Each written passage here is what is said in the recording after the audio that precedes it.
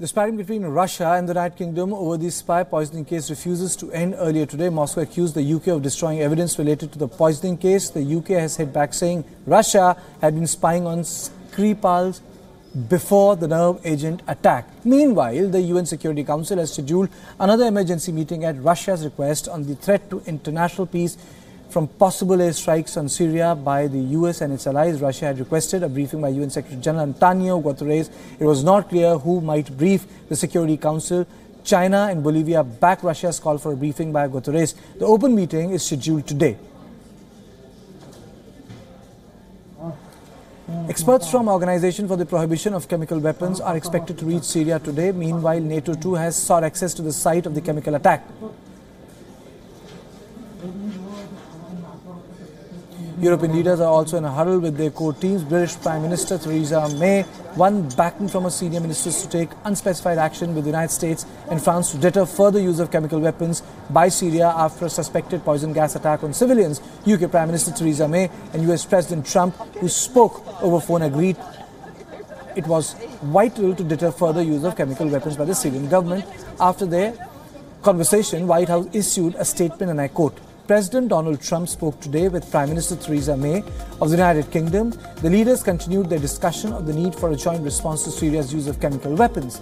A day after warning Russia of military action, the US President Donald Trump now appears to be piping down. Trump has tweeted, unquote, never said when an attack on Syria would take place, could be very soon or not so soon at all. In any event, the United States under my administration has done a great job of ridding the region of ISIS. Where is our thank you, America? Quote ends. His statement comes only a day after he warned Russia of military action in Syria over the suspected use of chemical weapon. Trump had declared that Russia should prepare for a missile strike on Syria. The US president had also said that the US-Russia relations had dipped to their worst ever, even lower than during the Cold War. Meanwhile, Turkish President Tayyip Erdogan said that he will speak to the Russian President Vladimir Putin about the situation in Syria a day after he spoke to US President Donald Trump, adding that Ankara would continue its relations with both countries and Iran.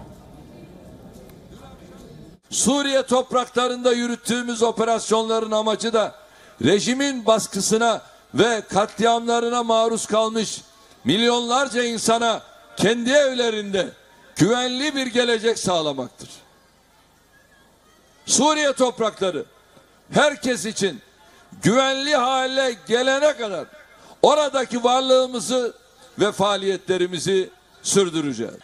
Dün akşam Sayın Trump'la görüştüm. Bugün Sayın Putin'le görüşmem var. Kendileriyle görüşeceğim.